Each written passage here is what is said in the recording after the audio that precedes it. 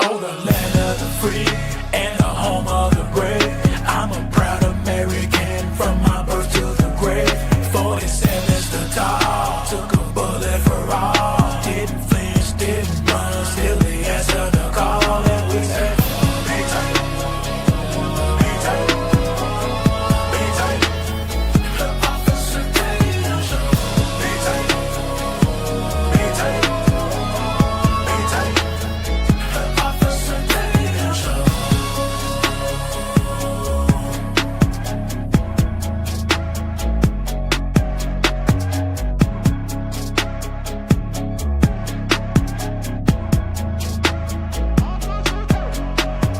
Oh, the land of the free and the home of the brave. I'm a proud American from my birth to the grave. 47's the top, took a bullet for all. Didn't flinch, didn't run, still they answered the call. And we said, be tight, be tight, be tight. The Officer Tatum Show. Be tight, be tight, be tight. The Officer Tatum Show.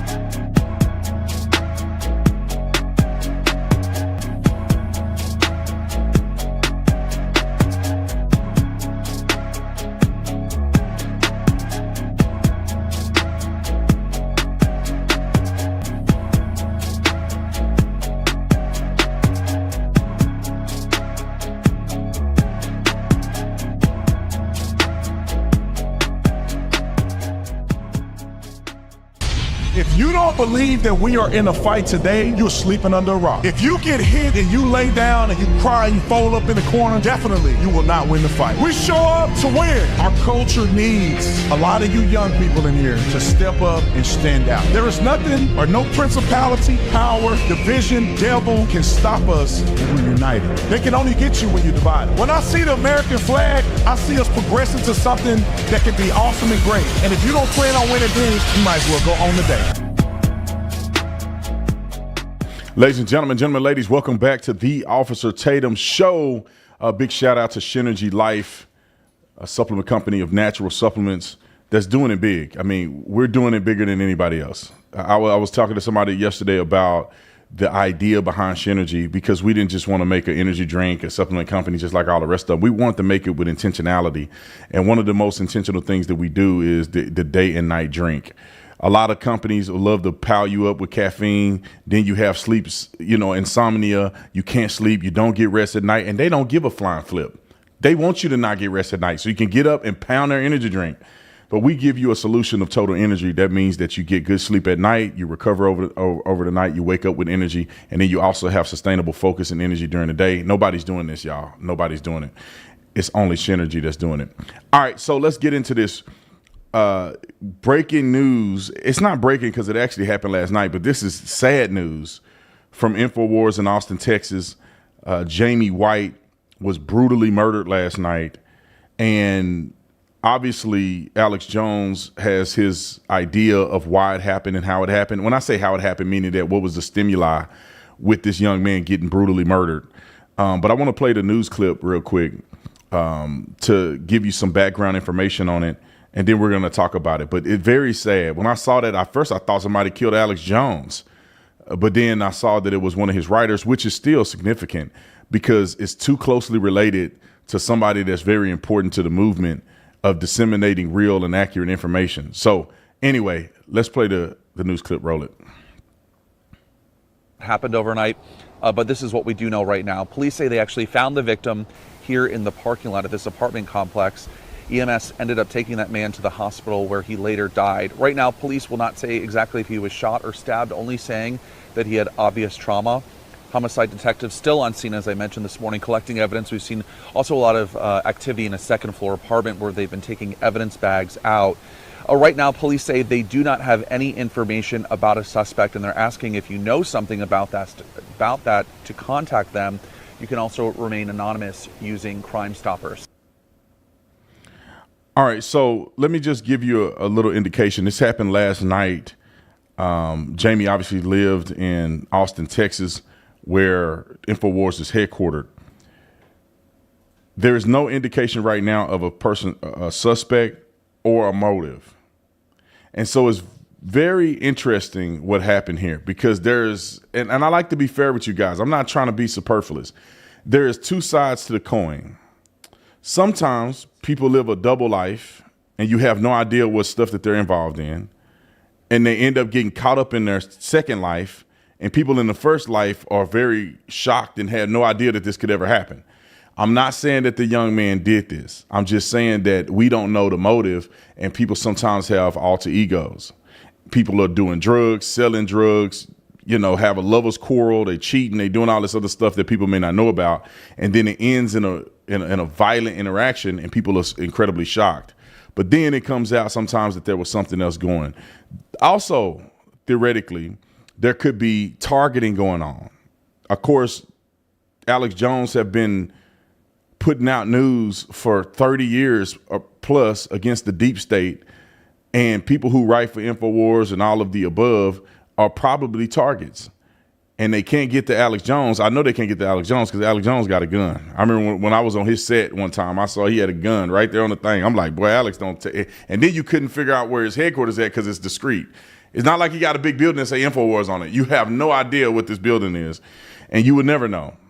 But somehow if you make it in there, you're going to take a couple hot ones. But if they can't get to Alex Jones, maybe, just maybe, they'll try to get to one of his writers, and that could be a possibility. I'll just say this as being a person who's been in law enforcement, who's been around law enforcement officers. I've been, pretty much involved in investigations and stuff from the time I was a cop all the way to now. And when I say involved, meaning I look it up, I do my research, I talk to people, whatever the case may be. A lot of times people are not killed randomly. It's not that this person was just walking down the street and all of a sudden somebody decide to brutally murder them.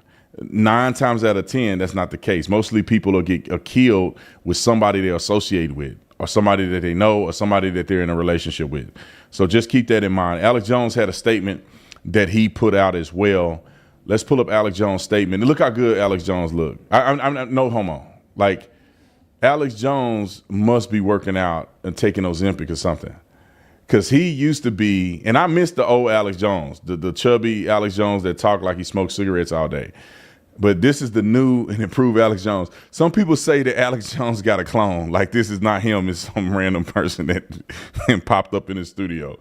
I don't know, but he definitely looked different, though. But shout out to Alex Jones. He was the first person to give me an opportunity on television. The first. When I went viral, Alex Jones invited me to Austin, Texas.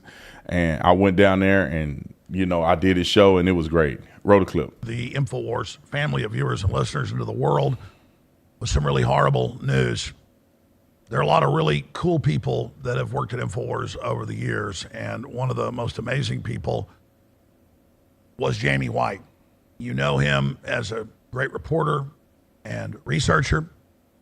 He was up here last night working late during the Sunday show and after it. And we even have his last post on X where he responded to Elon Musk. Jamie was murdered last night outside of his home, just a few miles away from our studios. And we are the folks here breaking that news first because his family has been notified, and his good personal friends here that were very close to Jamie have talked to his folks and family. We sent some people over this morning when he didn't answer the phone, because he's always here early, loves to work, loves to fight tyranny, loves to promote freedom. And when they got to the apartment complex, there was yellow tape everywhere and blood all over the parking lot. And we went and talked to the manager. They didn't know anything. It's like everybody else we see in the left. They just very laissez-faire. But our crew member saw a police officer and went and talked to them, and they made a phone call, and she had the details when she talked to him and knew Jamie. The police officer said yes, he died at the hospital very soon after they got him there. The police responded within 2 minutes, and they had him at the hospital where he was pronounced dead within 18 minutes. Just want to say the police did a great job in the response time, despite, I'm going to talk about in a moment, who I hold responsible for this, and who is responsible for this, and who are accomplices to Jamie and so many others' murder, and so many others that have been raped and mugged. Heard me on air talk about how the crime is very, very bad here in Austin. Any leftist city is, and just exploded the last 4 years. But let me just tell you what happened to Jamie. What we know so far, his last post on X was 16 hours ago. There's Jamie's X account. I've sworn upon the altar of God eternal hostility against every form of tyranny over the mind of man. Original gangster Thomas Jefferson. And I mean, I'll just say it. Jamie was our best writer and reporter. They're all great, but they all said he was the best. I mean, there's others that are almost as good, but not as good as Jamie. And he wrote 6-7 articles yesterday, posted all this news, did all this great research, gave us information for the show, assisted us in what we were doing. And I came in this morning, the crew looked really upset, and they said Jamie didn't come in. And so we sent one of the crew down there. And hold on a second. I just looked it up, and Jamie White follows me on X. And it's very sad, man. I hope that,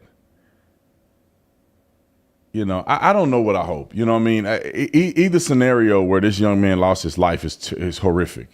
I don't know of a positive scenario, right? The double life scenario that I mentioned that could have happened is still horrific.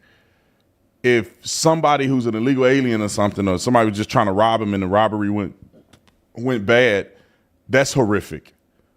If somebody targeted him because he works for InfoWars, that's horrific. There's no way, form, or fashion around this. And the crazy thing is how we all interconnected is even more saddening. You know, I didn't know Jamie. I don't think I knew Jamie well. He followed me on social media. But this is very sad, man. I mean, even if it was a leftist that got murdered, well, some of these leftists are evil. But it's very sad that this happened to this young man. Now, Alex Jones continues his statement. Obviously, he paused because this is probably traumatizing for him as well, even though he's holding it together. To have somebody that worked for you get brutally murdered is like, it's almost like a family member getting killed. Unless this person is remote and you never see them. But people that you see every day, this is traumatic. Let's let him finish his statement. It's about 2 minutes left. Roll it. Doesn't look good. And then they didn't even want to tell me yet that the cops had said, no, it was Jamie White, that we were the first to learn. We waited until the afternoon until the family's been told. You saw a little clip from a newscast about this in the early morning hours, and it's just Austin Police Department officers responded to a high-priority emergency call at approximately 11:57 p.m. Sunday night. The call was shoot, stab, hot shot, which refers to a high-priority potential life-threatening call involving possibility of an active shooter or stabbings. Officers arrived about 2 minutes later and found a male victim, obvious signs of trauma, according to APD Public Information Officer Leah Ratliff. Officers attempted life-saving measures before the victim was transported to a local hospital where he was pronounced dead at approximately 12:19 a.m. Monday morning. Homicide detectives are actively investigating the incident, which marks Austin's 8th homicide of the year. Authorities have not released information about potential suspects or specific nature of the victim's injuries. This is pretty early on in the investigation, and the homicide unit will be releasing more information as they're able, Ratliff said during a media briefing.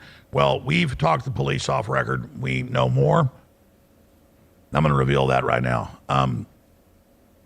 Multiple police officers we talked to, detectives, said off record that we said, we're really sick of this, we're tired of this, and they said we are too.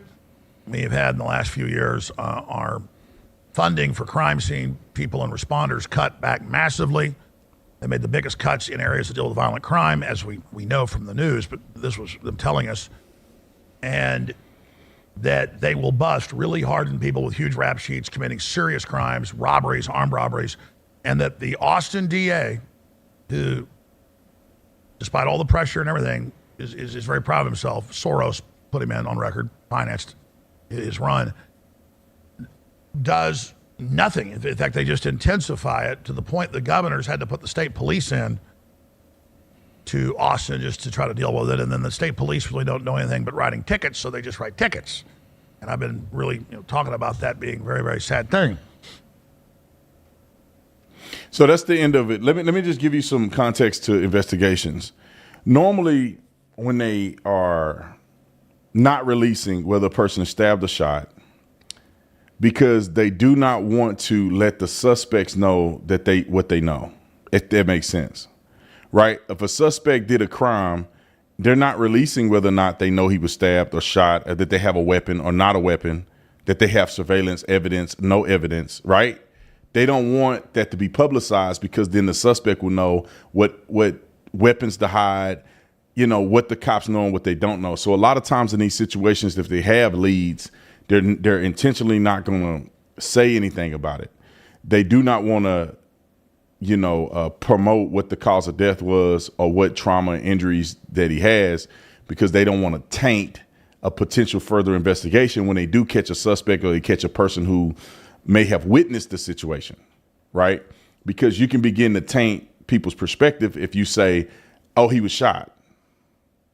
And then a person who may have witnessed may be biased and say, yeah, I saw him get shot. Not because they actually saw it. It's because now their mind is telling them that what they saw was a shooting and they become biased. So if you can get a person who is a part of the investigation and have information without you disclosing anything, you get a real authentic version of what a person saw. And then also in the interrogation of the suspect, if a person were to acknowledge or make a spontaneous utterance of something that only police know, that's how you know the person was involved, because police didn't release whether he was shot or not. The police didn't release his injuries. The police didn't release a lot of things. So when they interrogate somebody and they begin to start talking and saying, no, I didn't shoot him. Well, how do you know he was shot? Because police never released the fact that he was shot or stabbed.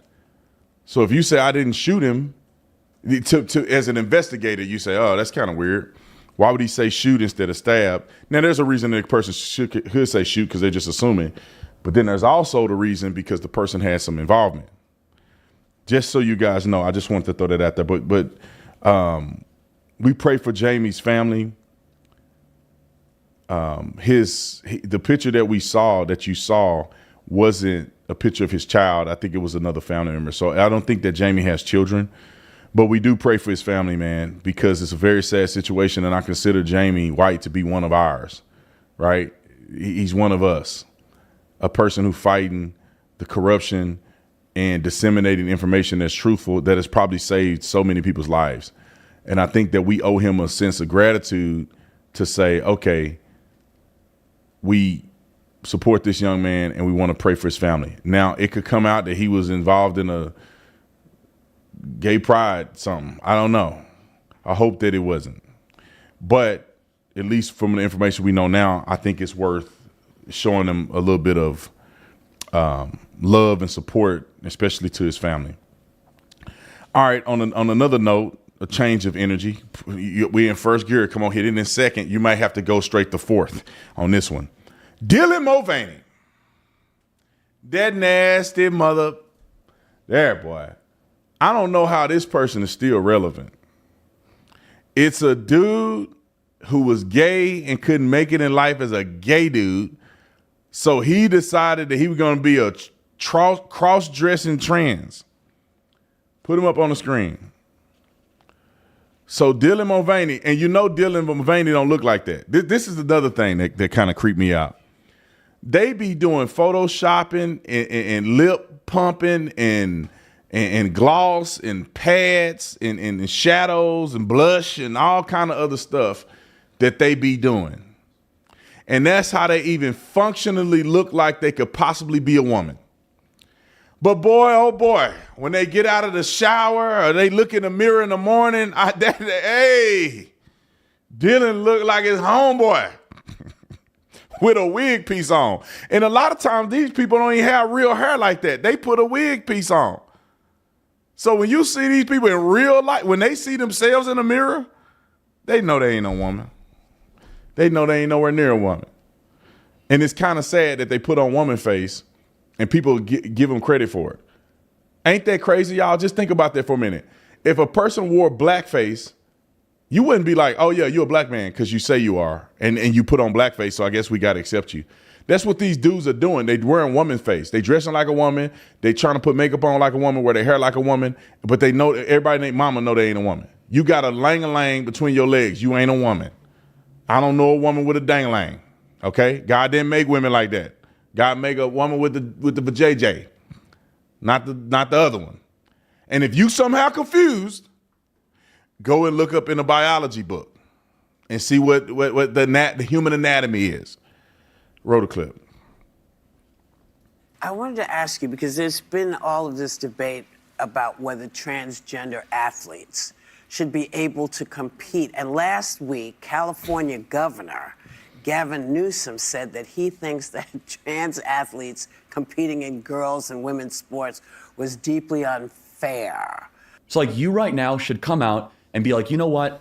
The young man who's about to win the state championship in the long jump in female sports, right. that shouldn't happen. You as the governor should step out and say no. No, and I appreciate. But like, would you do something like that? Would you say no men in female sports? Well, I think it's an issue of fairness. I completely agree with you on that. So that's easy to call out, the unfairness of that. There's also a humility and a grace, that these poor people are more likely to commit suicide, have anxiety and depression. And the way that people talk down to vulnerable communities is an issue that I have a hard time with as well. So both things I can hold in my hand. How can we address this issue with the kind of decency that I think, is inherent in you, but not always expressed? Now, I want to hear what you think, because I'll tell you what I think, too. Yeah. The last time I played a sport, I was 6 years old, and I was on a soccer team, but I assigned myself as the nurse. So I sat with the Band-Aids. And so, in the words of Wicked, I am not that girl. But you ain't a girl mine, anyway. Skylar, he is a trans athlete. His handle's Pink Manta Ray. That's someone who I really look to for guidance. And I think that is what's tricky, is like, now stepping in this identity. I'm still like a baby trans. I've only 3 years in. Tomorrow's my anniversary. Your friend went Baby your trans. friend went from female to male and is competing with other males. Correct. No. Yes. Her friend. Her friend went from female to male and is competing with other males. So Gavin doesn't have a problem with that. Hold on, time out. Y'all hear that? Female to male is competing against other males. I put my life on it. I put my salvation on it. That this person ain't competing. They at a 1A or 2A school. You ain't competing. Women turning into men aren't competitive whatsoever. You have never in your life, and you will never in your life, as long as you exist and live on planet Earth in the dispensation of time of our great Lord, will you ever see a woman turn into a man in podium in a major event. Never. You'll never see it. They won't win a marathon. They won't win a powerlifting contest. They won't be starting on the basketball team, dunking on people. Oh, pass me the ball. They won't be doing none of that. I put everything I own on it. You know they won't. So stop with the cap. Stop with the cap. Roll the film. Well, I think part of the problem that the trans community is facing, and it's the same problem that women face, is if you don't know anything about our bodies, you don't know how it works. So when you come in and you say, oh, these are men, competing against women, you're assuming that the women are weak and just can't do anything except be here. Have you seen female athletes? They know what they're doing. So I'm not sure what's going on or why this is an issue. The same for me as when people say, oh, I don't know how I feel about you. You do. God doesn't make mistakes. No. And the challenge is not to the trans people, it's to the people who are not trans. That's what God is looking to see, how you treat people. Yeah. That's what is happening. So I was just curious as Time to... out. What God is she talking about? I'm not familiar with this God. Last time I checked, I don't remember a single trans person being born in the Bible. Do you know of a person was born trans in the Bible? I've never heard of it. God has never used a trans person to do anything, or a gay person. So what does that tell you? That tells you that more than likely you ain't born that way. More than likely there's something perverse in your life that caused you to go down that path. That don't mean you a devil necessarily. That just means there's something going on in your life and you need to get it right. You need to work through it. You need to pray to God. God can heal you. God can deliver you. It's no different than a person liking little kids and nothing else. Something ain't right, and you just need to work on it to get it right. Whether a person want to sleep with 400 women and think that's love, something is not right, and you need to get it right. You want to torture animals, whatever the case, whatever your stuff is, I know, they know it ain't right. Just work on it. Pray about it. Get around a group of people that can love you to make the right decisions. Y'all need to quit capitulating to stupidity.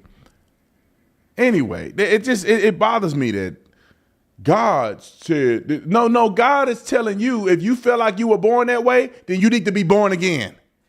Roll the clip. I liked your answer. Thank you. I liked your answer. As we've been discussing, the trans community is really under attack in this country, right? No, it's not. Nobody gives a F. Care for minors being banned, actually, in many states. The anti-trans rhetoric coming from some conservative lawmakers caused the Human Rights Campaign to declare a state of emergency for the LGBTQ plus community. Time out. What is... Put this in perspective. Nobody gives a F what grown people do. But when you mutilate kids, that's when people have a problem. So now, since you can't mutilate kids, it's an emergency. It's a state of emergency. The trans community is under attack. No, you are attacking children. We've known, they've banned this stuff in other countries. We have known since the beginning of time, kids are silly. And they young, their minds ain't developed. They do everything. They want to be Superman. My son think he's Sonic the Hedgehog. He run around the house like this. He think he's Sonic the Hedgehog. He think he Power Sonic. He think he Tails, Knuckles. He think he everybody. Except Dr. Robotnik. He ain't been Dr. Robotnik yet, but he think he got the whole gear. My wife bought him a thing with the hair on it. He think he's a hedgehog. But he jump off couches and everything. Sometimes I think he can fly. I'm like, don't let that cartoon fool you, boy. You jump off these stairs, you're gonna take a L. But am I supposed to just, you're a hedgehog, let's have you grow blue hair out? Like, stop being stupid. Roll the clip. Your message to people in the trans community during this time when the community really is under attack? Absolutely. No, it's not. I think what we're living through is something that in the history books will be written about, and I want to make sure that my piece of it is advocacy. And it's interesting because people often put me as an activist when I'm really just a musical theater girl who now wrote a book. But I think if I was to be able to speak directly to trans people, I would tell them that the parts of us that they are attacking are the best parts of us, and that it's what makes us special and is magic, and hopefully they can see that. And if the folks who maybe don't see me as a woman, which is such a shame, but I just hope that they can find a trans person who they can connect with. To see that we are not monsters, that we're not trying to hurt anyone, and that we're really just doing our best, the same as everyone else. Beautifully said. Time out. Now, Dylan. They love to talk in riddles, you know what I mean? Soliloquies or whatever they want to call it. It sounds good, but it's not real because most people really don't care about trans people. I don't remember the last time I saw a trans person. Did any of you guys ever see, when was the last time you seen a trans person? I mean, I'm saying when the last time? It was a while ago, right? I mean, you don't see a trans person every day. Not unless you go somewhere where one trans person work. I mean, you rarely see trans people anyway. So 99.9% of people's focus and attention is not about trans people. And I have seen trans people on campus when I go on college campuses and speak and stuff. And it like that person walk by and I walk by. I have nothing to do with what they doing. They not bothering me. I'm not bothering them. We don't even talk to each other. The trans people are not under attack. And then it sounds cute to say the part that they Attack are the best parts of us. What does that mean? What parts are they attacking, and how is that the best part of you?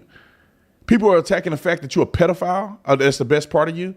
People are attacking the fact that you're manipulating children. Is that the best part of you? What are you talking about? And it's funny because people that don't have a lot of critical thinking skills, they listen to that and they go, oh, that was so beautifully said. It was so fair. It's like, you got to flesh that out. What are you actually saying? Nobody's under attack. You wish people that don't see me as a girl, that's a shame. Why is it a shame? Why do somebody have to see you as a girl? Why can't you just do you and they do them? Like, why we got to capitulate to your stuff? Roll the clip. Who do you hope reads this book, and if there's one message they take This from it? girl is stupid as F. Oh gosh, I like to think of this as the kind of book that a mom could read with her like college-age daughter. It's really for everyone. Anyone who likes to celebrate femininity. There's a lot of joy. Oh, this person and I wrote a had no book. idea that this was going to be the administration or anything that. It's funny too. It's funny. We got some jokes in there. We have to.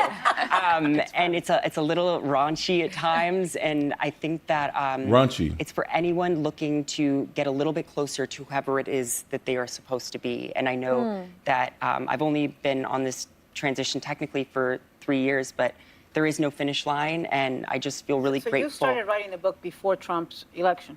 Oh, yes. Yes. Wow. And hopefully more books to come, but also Yes. I want to survive, and I want to thrive, and I want my fellow dolls to do so too. Y'all, listen to this. I want to give you a secret. I shouldn't tell you this, but it is what it is, right? I'm telling you. Writing a book is not what you think it is. Most people do not write books. Most people have ghostwriters that write books for them. And a lot of people use this as an opportunity to make money. It's not really just to make impact. There's a few people that write books that they think can be very impactful and change people's lives forever. You know, like The Atomic Habits, The Art of Not Giving a F. What's the other book that I read? Unreasonable Hospitality. There's books like that are written to give you something, right? And then there's books like Dylan Mulvaney is writing that a ghostwriter wrote, potentially, and the person does a voiceover, and they do it as an opportunity to make money. You got enough fame, you got the following, you write the book, they get you on The View, they get you on all these places to promote your book.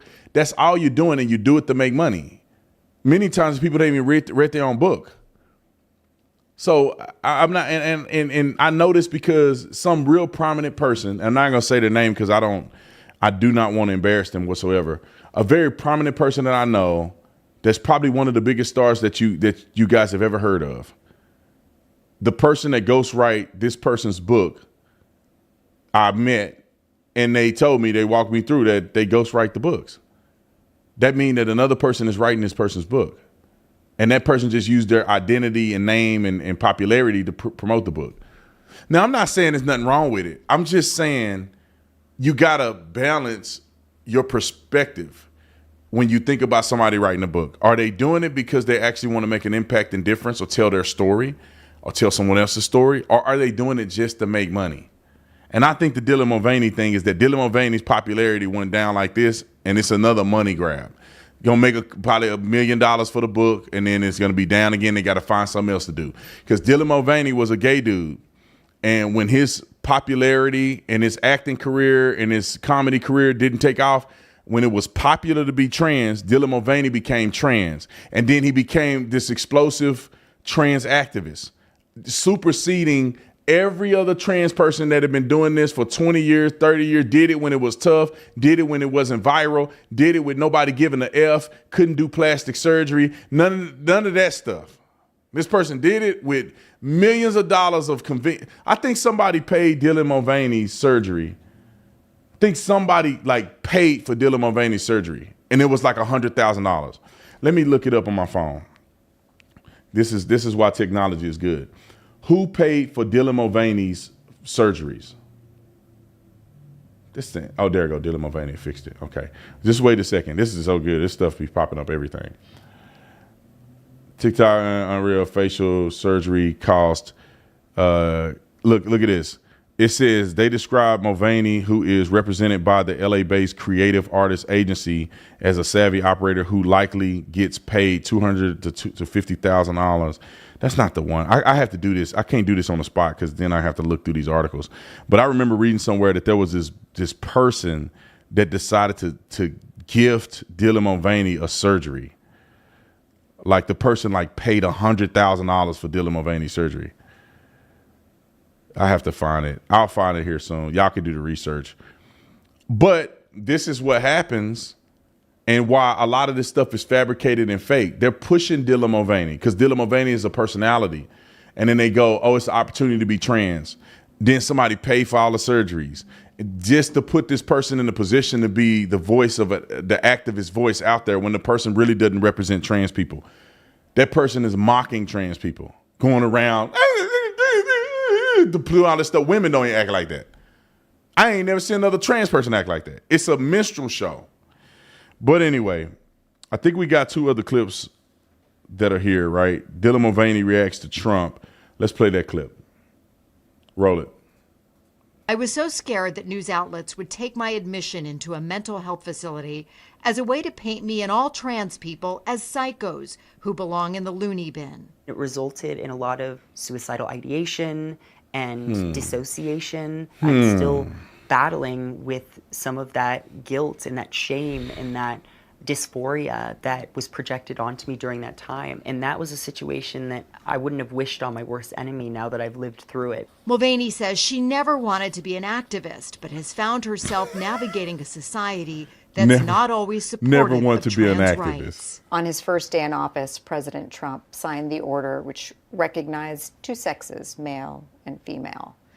When you heard that pronouncement, what did you think? It didn't change any way that I think about myself, because I'm a woman no matter what my passport says. We are not hurting anyone. We're less than 1% of the population. And the way that they speak about us so often is as if we're taking over cities like Godzilla. We're just being our authentic selves.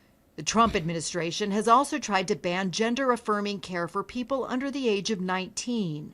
A federal court has blocked that for now. And what do you say to those who do question gender-affirming care, believing that it could be irreversible and lead to problems later in life, even cause regrets? I don't have the lived experience of a trans child that was able to seek out that care, but I ultimately do believe that parents know their child better than a government does. We should let those families figure out what is best for them. You know, and that's where you go down a slippery slope. Parents can figure out what's best for their child. Yeah, to a certain degree. If you want to put your child in prostitution, I don't think that that's best for them. If you want to beat your children every day because you mad at your baby daddy, I don't think that's your choice.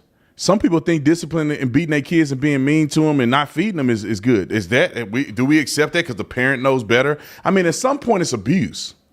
At some point as a collective, we have to protect children who cannot protect themselves. That's the reason why we're saying you can't drive a car until you have some type of maturity level enough to be able to function properly in a vehicle. You can't own a gun until you're a certain age. You can't look at sexually explicit material until you're a certain age. You can't watch certain things on television. You can't play certain video games. We have restrictions on everything else in society because we as a collective have decided that the frontal lobe development of the brain in children can be stunted and damaged, or I'm saying the frontal lobe, but what is retained in their consciousness can be damaged or be damaging to them over time, so we protect them. And that's the reason that we want to protect people from having transition surgeries that they can't undo. When we have research that shows that most of those kids, they come out of that. They grow out of that. They puberty out of that. That's why they want to give them puberty blockers, because a lot of times when they hit puberty, they begin to change. Little kids ain't thinking about booty when they 12. But when they hit puberty and them things drop, all they thinking about is hunching on something. And that's that's the difference between a person want awkward and weird and want to be trans, and then they start looking at women, and then they start getting testosterone in their body, and they start realizing, oh, wait a minute, that's what I really want. But if you start giving the hormones, cut their breasts off, and then they really start developing, they go, oh, wait. I'm not sure I don't want to be with a man. I'm not sure I don't want to be with a woman. I'm not sure I want to be trans yet. I don't like the way this is going. Because what they do to them, ladies and gentlemen, and I'm going to move on, is that they sell them a nightmare. And they don't tell them the reality. Oh, look at Dylan Mulvaney. Well, Dylan Mulvaney had $150,000 worth of surgery. Dylan Mulvaney was an actor and all this other stuff, and a comedian and a personality before the person ever did any of this stuff. But you looking at Dylan Mulvaney, you think your transition is going to be like that. It's not going to be like that. You're looking at these finished product transgender people that have been transitioned for 20 years, been taking hormones for 10 years. You know, all this stuff. You're looking at the end result, and they selling this to these kids. And they think, you know what? Wow, I'm going to be like Dylan Mulvaney. I'm going to be like these other people that appear to have their life together because they're not crying to you on social media. Dylan Mulvaney Dylan Mulvaney, he or she or whatever you want to call it, say that he was thinking about committing suicide and all that stuff. You think he posted that online? You think Dylan Mulvaney is posting the breakdowns online, crying and saying, I want to kill myself with a... No, they're not posting that. They're only posting fun stuff. And your kid think, you know, I'm going to be accepted for once and for all. And they get up in there and they go to a bar with their girls and somebody looking at them like, dang, bro, what your brother doing up here? Sitting at the bar like this, tall of all the girls, hands like mine. Hey, nice to meet you. Dang, girl, you strong in the mud. Who your daddy? Leon Lett? Feet this big. Hook with a hoof. Mama got a hoof. With a size 15 shoe. Hey, girl, you ain't no girl. And we don't even think you like girl. Then you go and you want to get intimate with somebody and you got to tell them, hey, I got a shebanger. I got a sheboinkin. You like, wait a minute, bruh. Wait a minute. I thought you was a girl. Now you got to tell everybody you got a thing. And most of these people don't have enough money to cut it off. They probably don't even want to cut it off. They want to see, maybe I want to go back. That's a hard life. Can you imagine living that life? Anyway, they don't tell the kids that. They let them transition, then they break it to them when they miserable. All right, let's go. We got one more clip, right? Is this the one where Whoopi Goldberg is heckling the Trump interpreter? Yeah. Let's put it up on the screen and roll it. Whoopi, it's your favorite president. Why do you hate me so much? I gave interpreter. all the Oh, African Americans jobs. I loved you in the 90s, Whoopi. I loved Rat Race. I loved Ghost. Let's go to the next story. I don't like this anymore. And then I read it wrong. It's a Trump impersonator, not interpreter. God, boy, what am I thinking? What am I reading? I know I'm dyslexic. Somebody out there is a doctor. You can probably diagnose me right now. I'm dyslexic. All right, here's another story that I thought was very interesting. The Trump administration launches a self-deportation app. Trump and them be tripping, bro, but it's good for him. And a lot of people don't understand why Trump would do something like this. But Trump is literally doing this so that it would incentivize people to deport themselves if you use a tactic like the one that they're using, which means that if you deport yourself, you have an opportunity to come back in the country. If they have to deport you, you're banned for life. You shouldn't be here anyway. So it's better that you just self-deport. Maybe they'll bring you back at another time. Or do you want to risk never coming back ever again and going to jail? Okay. All right, roll the clip. It's from the news. Well, breaking right now, the Trump DHS is launching a new self-deportation app for illegal immigrants, giving those in the U.S. illegally an incentive to cooperate. And Bill Melugin is live in L.A. with more. Hi, Bill. And Dana, good morning to you. So this is pretty remarkable. The Trump administration has taken that controversial CBP-1 cell phone app for migrants that the Biden administration was using, and they've repurposed it into a self-deportation app that is officially launching today. And we're getting an exclusive first look at it. Take a look. The app is now called CBP Home. It allows illegal aliens in the U.S. to register to self-deport. They fill out biographical information, including their countries of citizenship, which country they plan to return to, their alien registration numbers, their contact information, and it allows them to upload photos of themselves to confirm their identity. All of it is then submitted to CBP, and they leave the country. Now, you might be asking yourself, well, why would an illegal immigrant want to self-deport? Well, DHS says if they leave now, they will have the opportunity to return to the U.S. legally in the future and chase the American dream. But if they don't leave, they will be found, arrested, detained, and deported with a permanent ban on entry into the United States. In a statement to Fox News, DHS Secretary Kristi Noem said in part, quote, the Biden administration exploited the CBP-1 app to allow more than 1 million aliens to illegally enter the United States. With the launching of the CBP Home app, we are restoring integrity to our immigration system. If they don't self-deport, we will find them, deport them, and they will never return. The Biden administration's use of the CBP-1 app allowed more than 40,000 migrants to come into the U.S. at a port of entry every single month. That totaled nearly 1 million migrants by the end of his presidency. President Trump terminated that app immediately upon taking office, leading to scenes like this, showing migrants dismayed at the border on the day of his inauguration as they learned their CBP-1 appointments were canceled and were never coming back. And DHS tells me that any migrants who had that CBP-1 app on their phone will see it automatically update to this new self-deportation app starting today. And DHS can also use the data from the prior CBP-1 registrations to track migrants for removal. So in a nutshell, Dana, Trump just took Biden's program, which was bringing migrants in, and has now totally repurposed it to get them out. We'll send it back to you. And I started hearing some radio ads that were mirroring some of the ads from the new secretary on cable. Now they're now on radio, and they're going to be in those countries as well and targeting them so that they know not to come or to go ahead and get themselves out of the country. Thank you, Bill. Yep. And I think it's a great thing. I think it's a phenomenal thing because we all know the reason why they wanted to get 1 million people in here. It's 1 million new voters. We know that they want to push them to the swing states because once they can engraft them and give them citizenship and they become voters, we have no swing states. They want a single party system. The Democrats, if it wasn't for Elon Musk, Donald Trump, and a couple other great people, Americans, we wouldn't have a country. These Democrats will take over. They'll end up having, no elections because they'll load the Supreme Court. They'll turn D.C. into a state. Therefore, they can have, electoral college votes. Then therefore they'll have enough for Republicans to never have access again. I think I already said they'll pack the Supreme Court. Therefore, there'll never be another Republican legislator or a person who can oversee some of these court documents and lawsuits and all the other stuff that goes through the Supreme Court that can, interpret the law. We wouldn't have that anymore. House, Senate, presidency, Supreme Court, they'll have it all. And then they'll lead all the agencies. And then they'll get more and more illegals in there until they get as many illegals as they need to vote for Democrats, and we'll never have another party in this country ever again. That's what their goal was. Thank God for Donald Trump. All right, Scott Jennings has something to say about this. This is related to the Palestinian activists.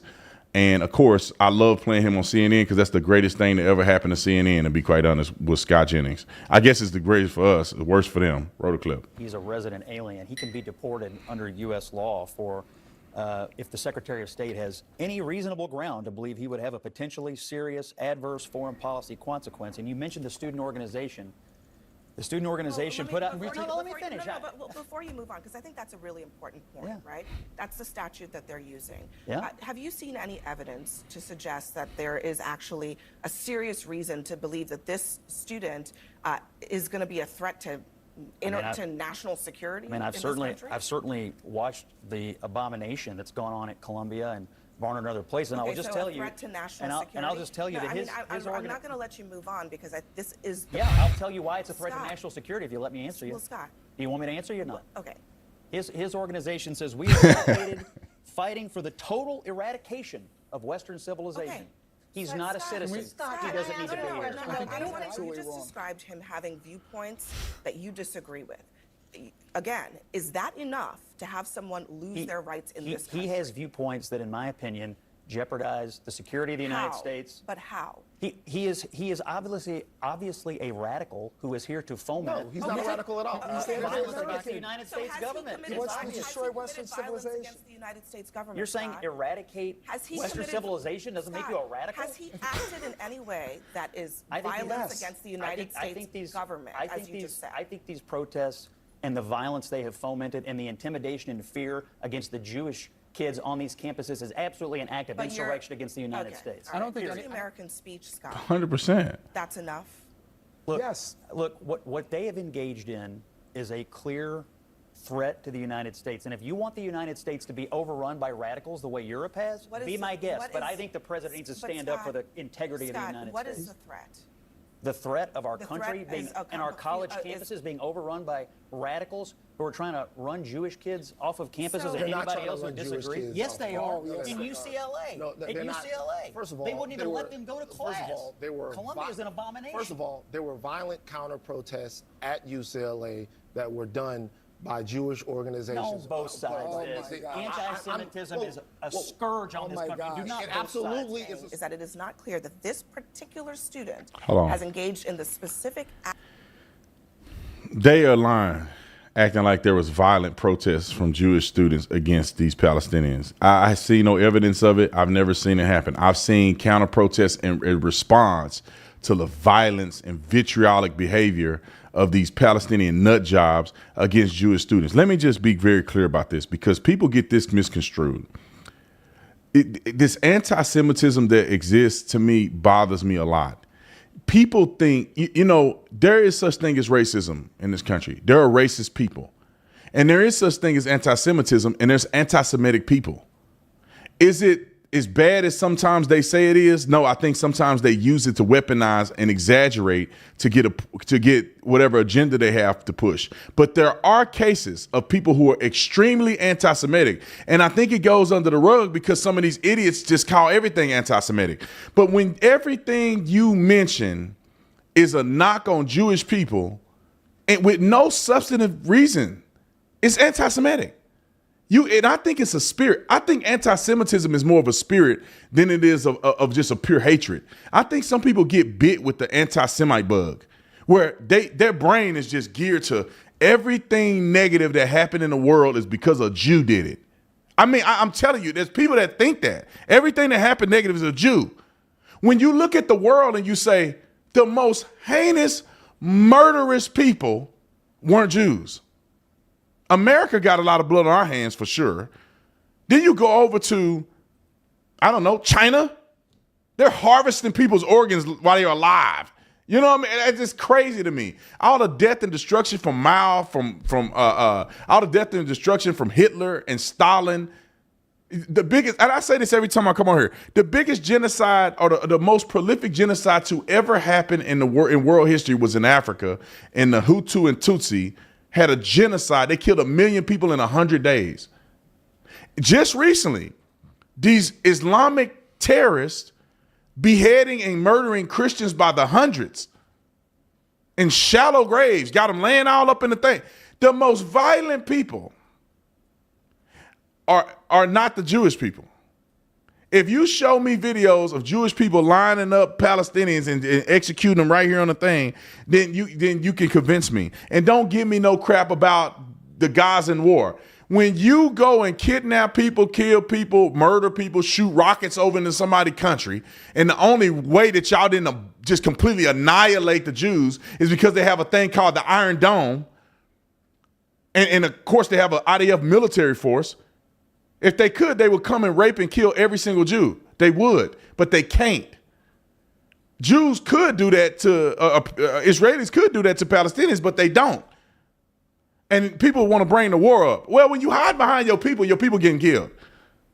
They just out here just killing random people. I don't think they are killing random people. I think they taking care of business, and they not finna not do it because citizens are in the way. And I don't know how a person with rational common sense think that make any sense. These people are so silly to me that they think that we should, Hamas should be able to go and attack people, and they hide behind their citizens and you can't do anything. That's the tactic. What are y'all talking about? It's the tactic. They go out and attack and they hide behind their citizens. So therefore you can't attack them. And if you attack them, innocent people die. And therefore they win. But somehow people think that because they do that as a tactic, that a country can't fight back against them. No, man, your citizens, that's on you. You creating a genocide in your own country when y'all could have been doing the right thing. But your Hamas leaders are taking all that money, building tunnels, starving their people, and trying to kill Jews. That's their whole premise. They could be doing so much for Palestinians, but a lot of Palestinians want that. They hate Jews. They're living in a genocide. They got their population growing faster than the Jewish population. It's a genocide. It's a genocide. Do you know what a genocide is? I think there's genocidal actions against Christians.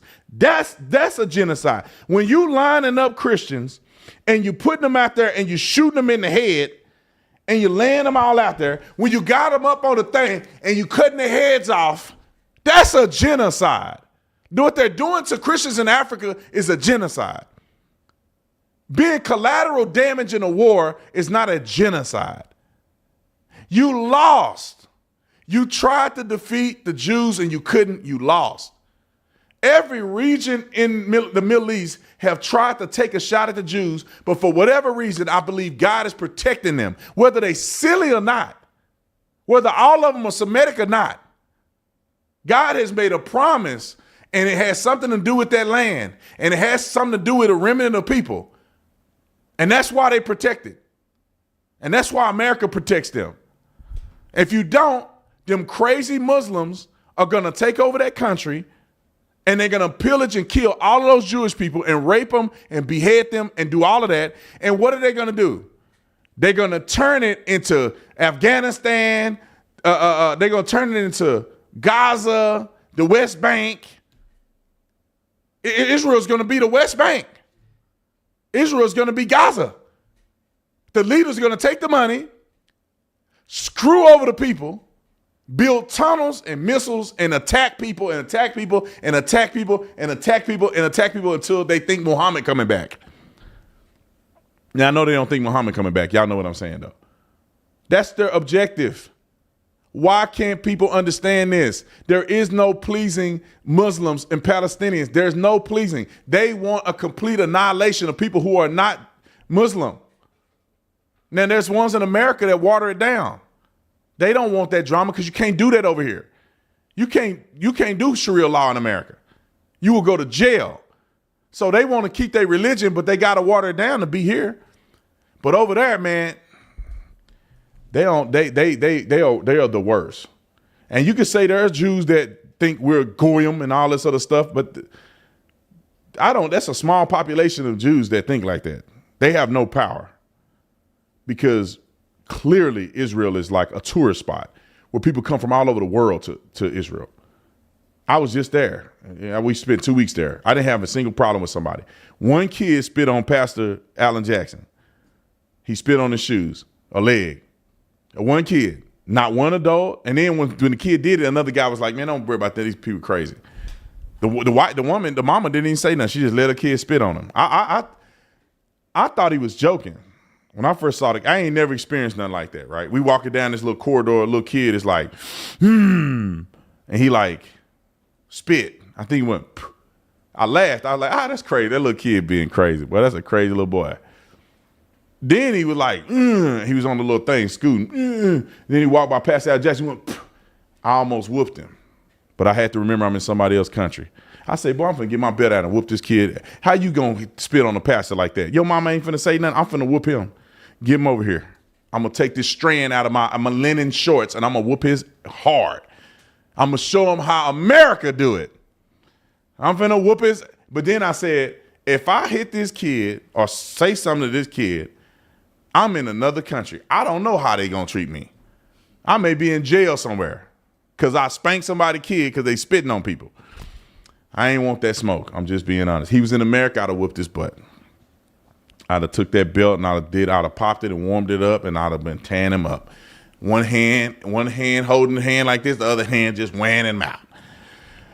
But anyway, did I finish that clip or not? Just finish the clip for the people. Actions that he was talking about. And you've shown me no evidence of that either. Okay, well, guess what?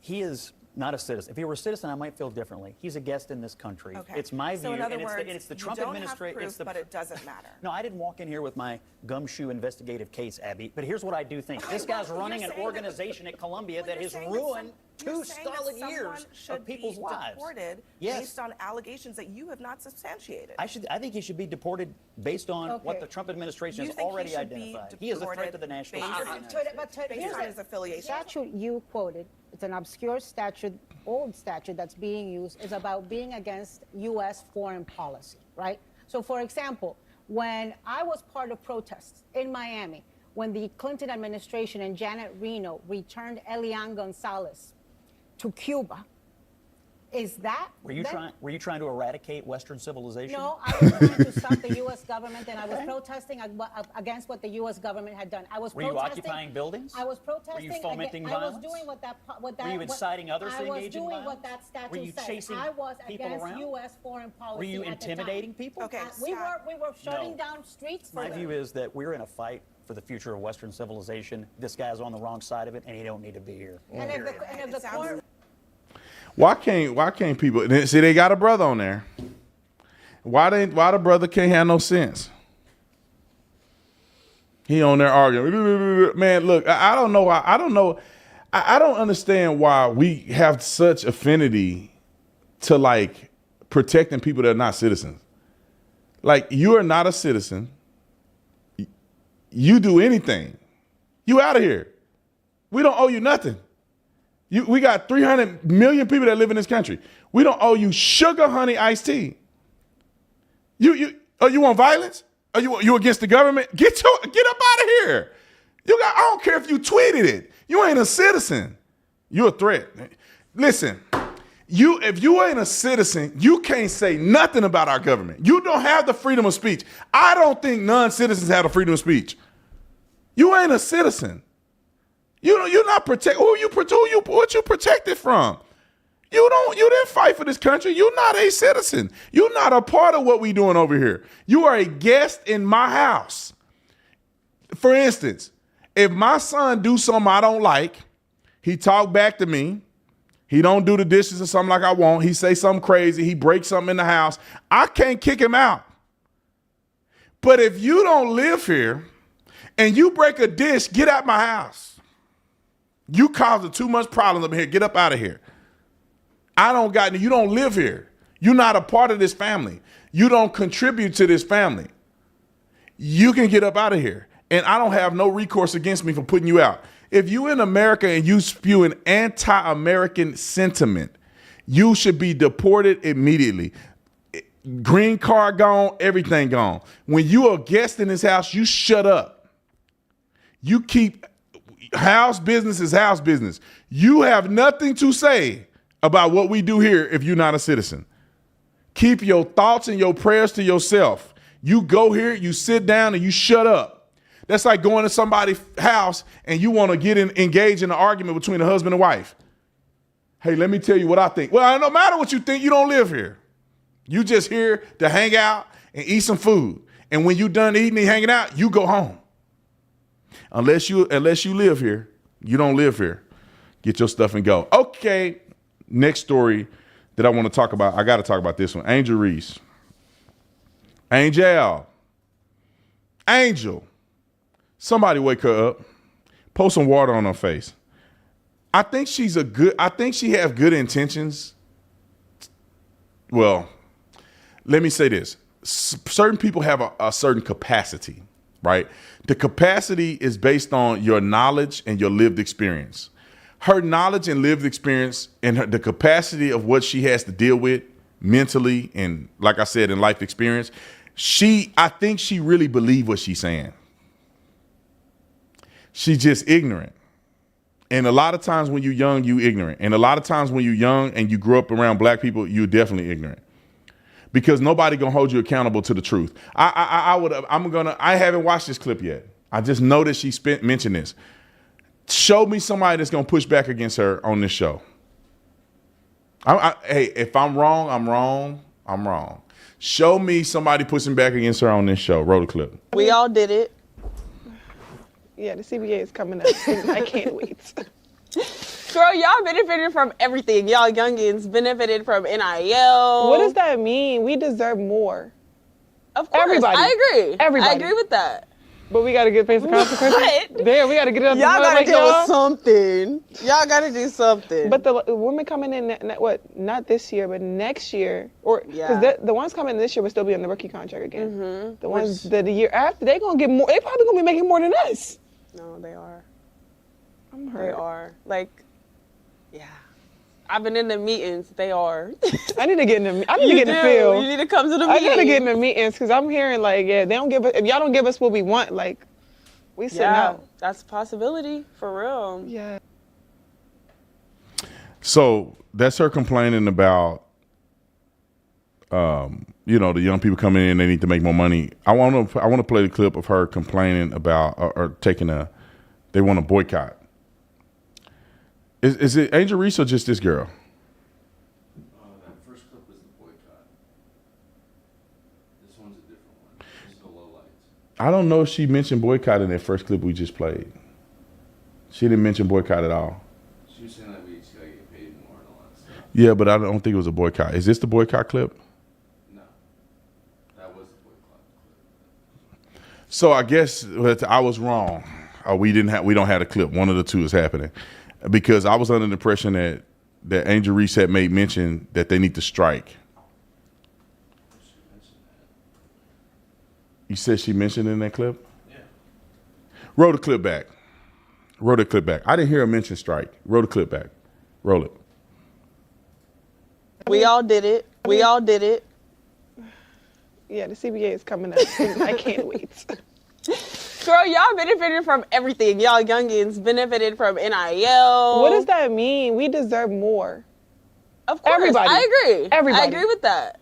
But we got to get paid the consequences. What? Damn, we got to get it up. Y'all gotta like deal y'all. with something. Y'all gotta do something. But the women coming in, not this year, but next year, or because Yeah. the ones coming in this year will still be on the rookie contract again. Mm-hmm. The ones that the year after, they gonna get more. They probably gonna be making more than us. No, they are. I'm They hurt. are. Like, yeah. I've been in the meetings. They are. I need to get in the. I need to You get in the do. field. You need to come to the I meeting. gotta get in the meetings because I'm hearing like, yeah, they don't give us. If y'all don't give us what we want, like, we sitting out. That's a possibility for real. Yeah. Okay, she did say at the very end, if you'll give us one, we sitting out. So Angel Reese made mention that I thought it was a little more expansive than that, but she made mention that if we don't get what we want, we're gonna sit out. Now, let me just put this in perspective, and many of you guys know this. You're gonna sit out. What y'all gonna do if you sit out? You're just gonna save money. For the in the NBA, you're gonna save money on these news channels. Y'all gonna save a whole bunch of money. You're gonna save people money so they have to come pay for these games. Y'all don't have the leverage to sit out. Let me just play this real quick and then I'm gonna give you some numbers. I wanna play the highlight tapes or the low light tapes of Angel Reese first. Let's play the low light tapes of Angel Reese first. And when I say low lights, we know that these are not her highlights, right? She does have a highlight tape. But when you good, your low light shouldn't look this bad. So let's play Angel Reese's low light tapes. Just so you put it in perspective that she's making a reference that she's going to sit out or she should sit out. And this is Angel Reese. Roll the clip. I think so many people are watching women's basketball right now. It all started from the national championship game, and I've been dealing with this for 2 years now.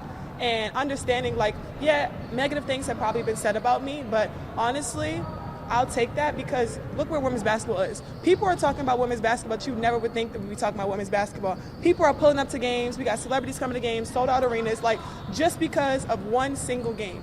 And just looking at that, like, I'll take that role. I'll take the bad guy role, and I'll continue to take that on and be that for my teammates. And if I want to be that, and I know I'll go down in history, I'll look back in 20 years and be like, yeah, the reason why we watching women's basketball is not just because of one person. It's because of me, too, and I want y'all to realize that.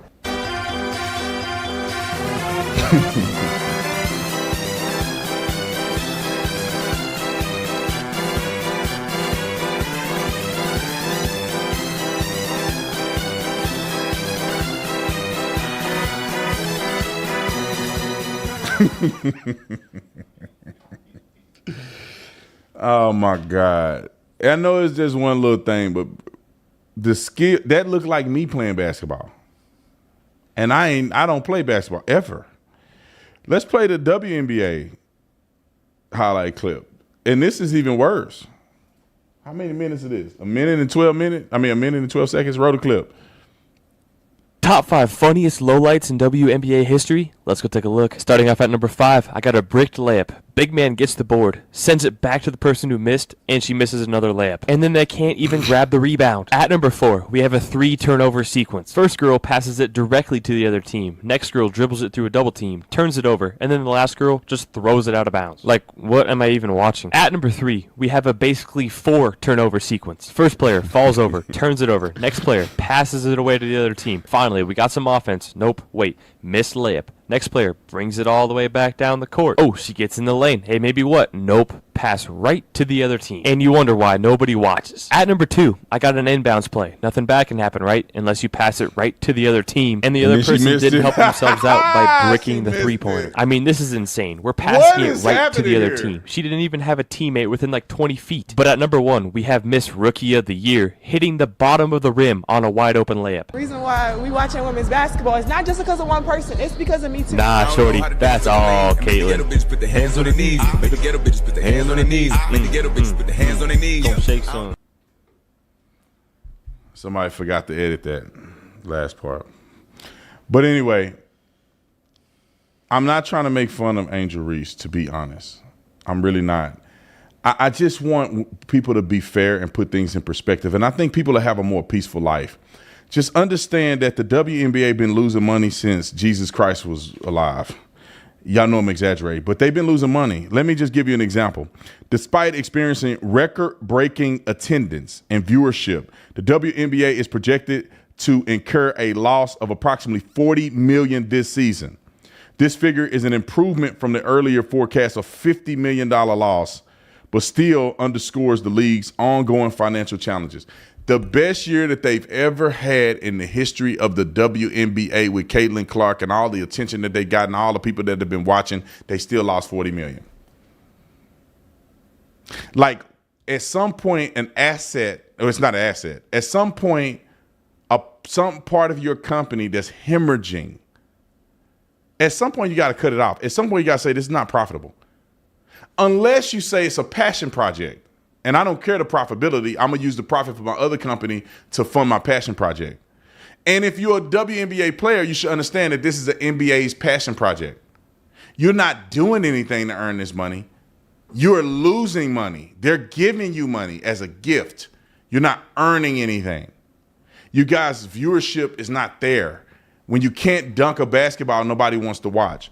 And the level of performance and competitiveness and speed of the male game makes the female game inferior. You don't want to watch that when you already watch the NBA. That's like with cycling. I love cycling. That's my favorite sport. Since I gained a little weight, I can't ride my bike because it's a full carbon bike, and it'll break if you weigh more than 250. So I got to get below 250 before I can get on it again. But I ride my bike and I watch the Tour de France. Watching the men's race versus the women's race it's insanely different. I don't understand how people don't get that. When you watch the men's race, when they're in the peloton, they're going 35 miles per hour average in the peloton. And then you got breakaways and it's coordinated. Teams are coordinated. Everybody's in line. You got this team and this team and this team on the front.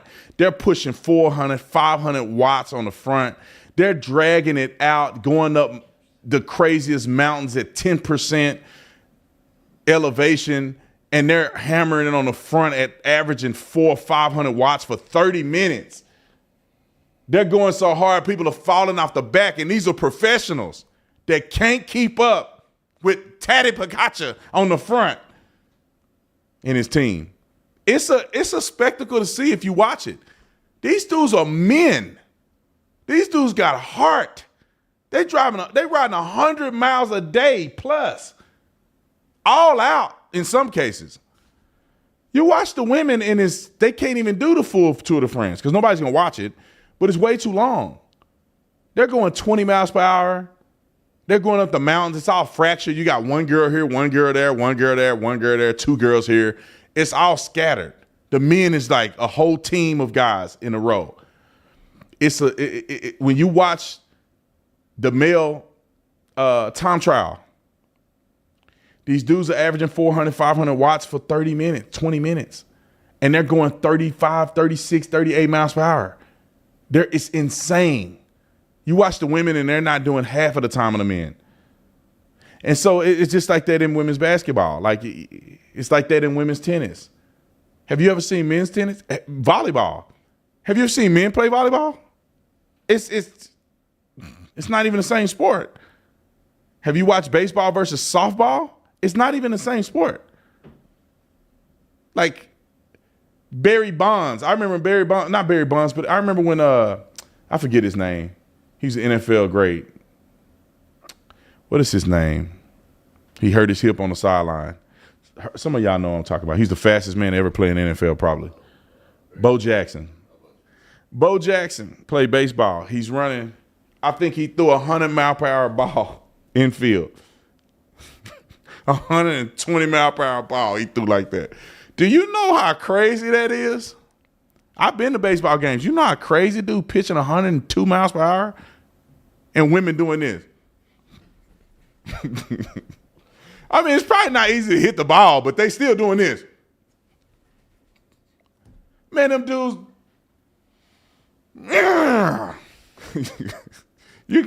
I'm at the batting cage and I'm on like 30. And I'm missing. They throwing 100 and the ball doing this. Whoop. Let's look at it. How fast do women throw the softball in the professional league? 77 miles per hour, which ain't bad. I ain't gonna lie. That ain't bad. I want to say it's bad, but that ain't bad. Okay, 77 miles per hour. How fast do men throw the baseball in professional leagues? 100 miles per hour. Have you ever driven 77 miles per hour on the freeway and then went 100? It's a big difference. I just want y'all to know that. All right. I want to play this clip from Bill Maher about roasting the NBA, and then we're going to move on. Roll the clip. Dude, look at the WNBA. Nobody in the WNBA got COVID. Nobody. They have been playing in front of 300 to 400 people a night for a quarter of a century. Not to mention, it's a male-subsidized league. We gave you a league. None of you showed up. Where are all the feminists? None of you went to the games. None of you. You failed them. Not me. Not men. Women failed the WNBA. Ladies, name your top 5 all-time WNBA players of all time. Come on. That's it. Name 5 WNBA teams. Name the WNBA team in your city. You can't do it. You don't give a about them. They play night in and night out in front of nobody. It's a tragedy. Right? And then meanwhile, you look at the Kardashians. They're making billions. You look at those Real Housewives shows, they're making money hand over fist, because that's what women are watching. And the money listens. You don't want to watch this shit, you watch this shit. They just shoot it over there, drowning these whores in money. In purses, in shoes, in Botox. It's just raining. It's raining money. Yeah, so, the money listens. You'd rather watch that shit. Real Housewives, bunch of women just tearing each other down. Well, maybe that's why your husband left you. Maybe that's why your husband left. That's why you can't have kids. That's why your ass is as flat as your right? That's the message you sent. We would rather watch that than see a bunch of women come together as a team and try to achieve a common goal. We would rather watch them absolutely destroy each other. Yeah. No. And then in the end, you come back and you yell at guys. And it's like, all right, so let me get this straight. I have to buy you a drink, stop the axe murderer from coming through the window, and I have to watch WNBA games for you? When are you going to pick up your end of the couch? Yeah. I don't have any sympathy for women when it comes to like that, because every study they've ever done to determine who's smarter, men or women, every study comes back and says women are smarter. Every one. Ladies, you shouldn't be applauding that. You know I'm an ass. You know this isn't going to end well. Did he say I'm pretty? Oh my God! Get out of the relationship. Hold on a second. If every... I got to break it up because they're going to copyright me. But this dude then turned into such a leftist, man. It's sad. I love his stand-up comedy. It's the funniest thing in the world. I don't know what woman he didn't laid up with. His woman is black, I think. I don't know what kind of she didn't put on him, boy. But he an activist now. He be talking all this back in the day. He an activist now. He hate Trump and all this. Come on, Bill. God dang. Roll the clip. Study says that you're smarter. Okay? The question you should be asking yourself was, we're so smart, how are we in the situation we're in? Well,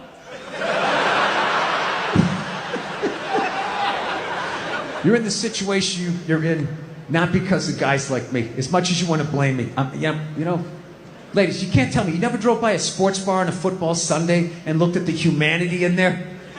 All those guys with their big beer bellies bumping shit. Hey, he's on my fantasy team! Up top, man! Want to get some more mozzarella sticks?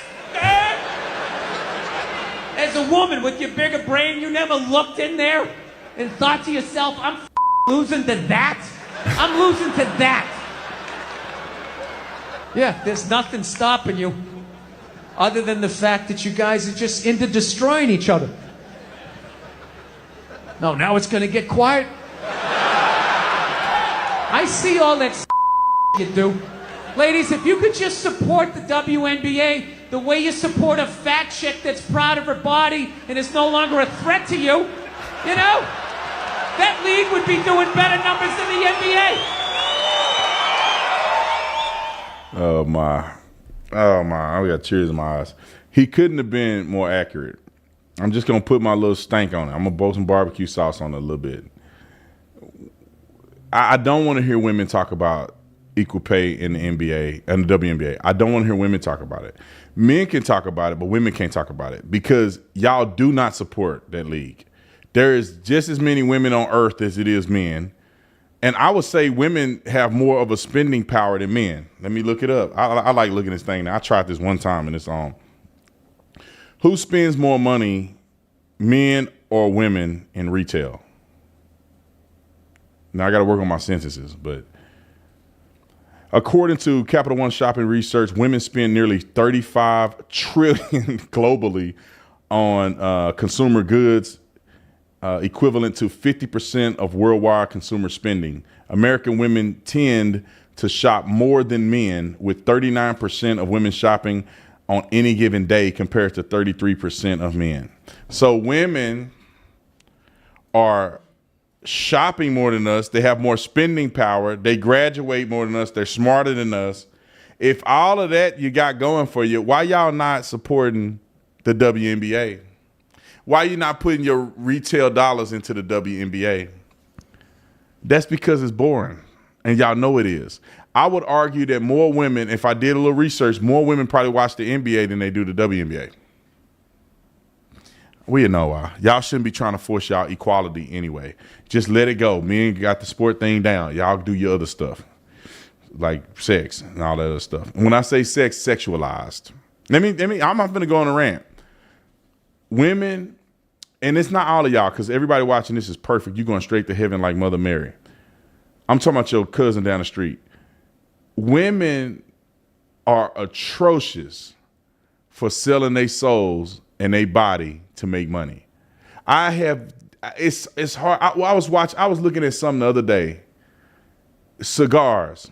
That's one. I can't think of the other thing I was looking at. The men's cigars, they got suits on. They smoking a cigar. They got the cigar kit like this. I mean, women got their breasts out, all this showing with a cigar. Ma'am, I don't want to see your cha-chas. I want to see a cigar. I'm coming here to see if you got a Davidoff or you got a Padron or what new cigar you have in the arsenal. Why you got your breasts out during the cigar thing? It's about cigars, man. Men are cigars. Women are sex in cigars. Go to the gym. Go to a fitness channel. Men are doing weights. They lifting. I follow this one guy. He talk about it's the reason you got that fat belly and that frog back. Because he said frog back. I almost died. Because you're in a calorie deficit, all the other stuff that he talk about. I mean, he just harsh. Go to a women's fitness channel and see what they doing.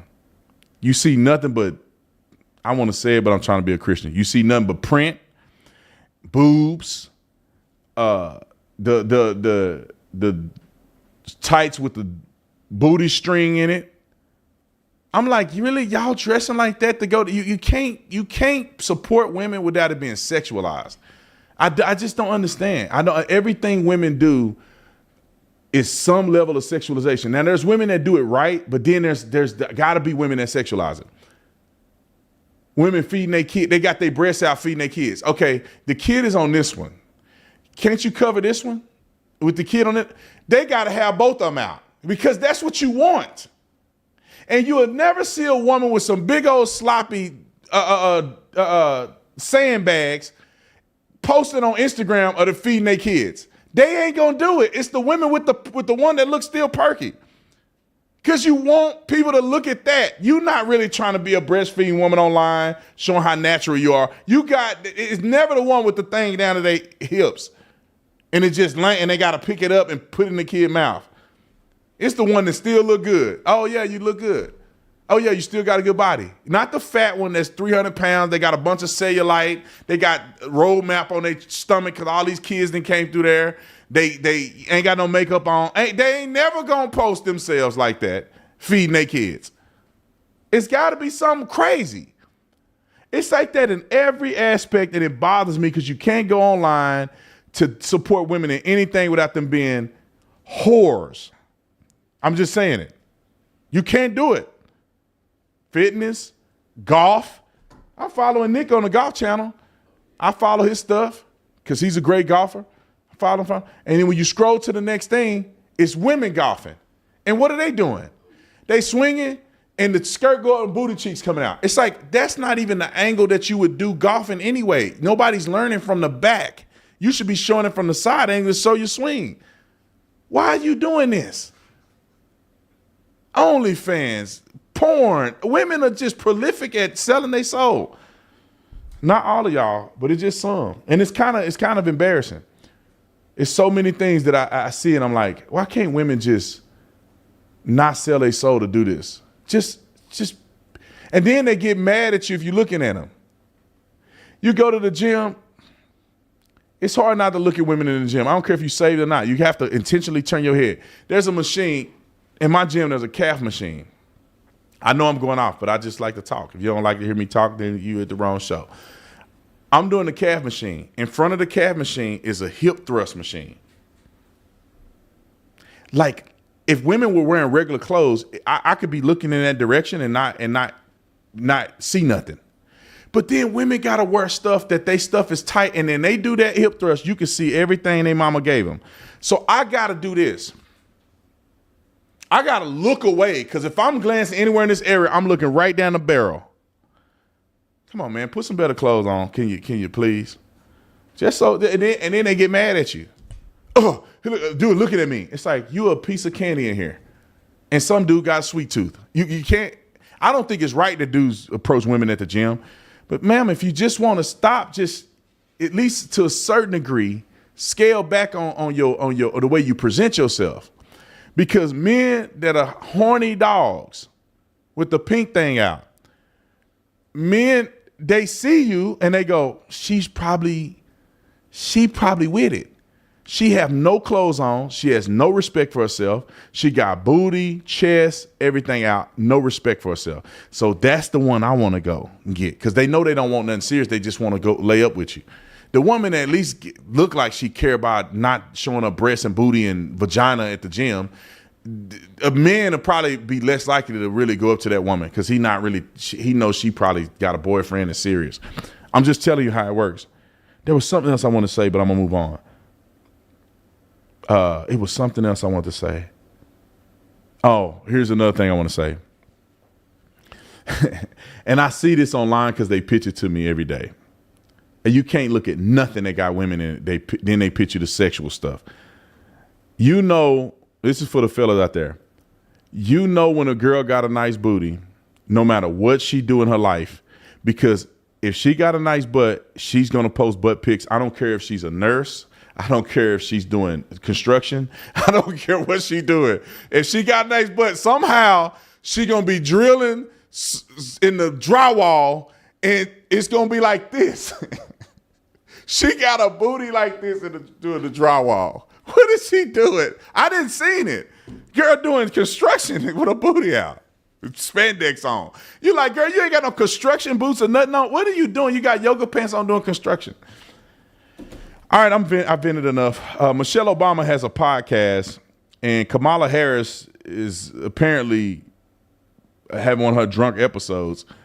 Let's go with which one y'all think we should do? Michelle Obama's podcast or Kamala Harris' drunk episode?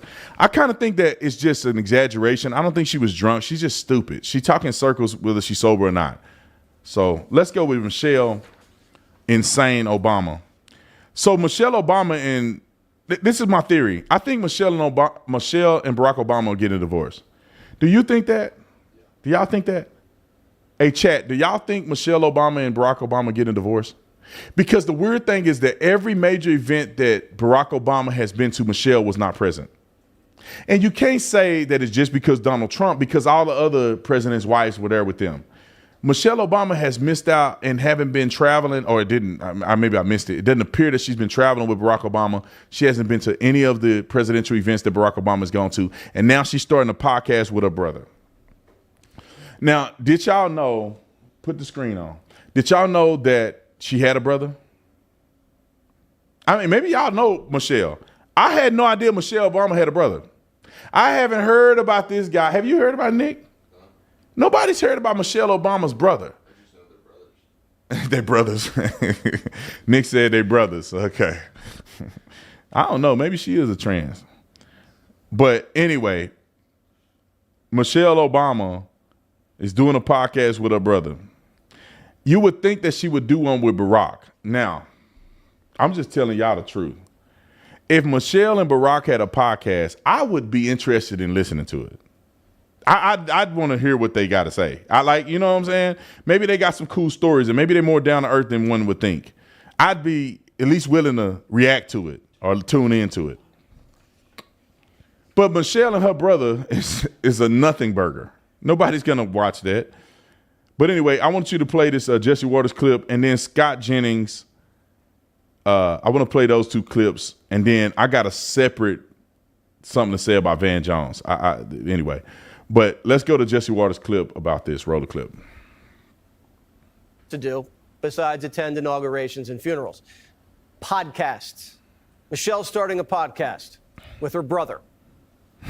I am Michelle. And I am Craig. And Craig here is my big brother. And you all know my sister Michelle, or Mish as our family has always called her. We are so excited for you to listen to our brand new podcast. Whether you're navigating the gray areas of marriage and raising kids, or dealing with a little friend drama, or even figuring out how to put yourself out there in the dating world. And look, we're not saying we have all the answers either. But we do have plenty of opinions.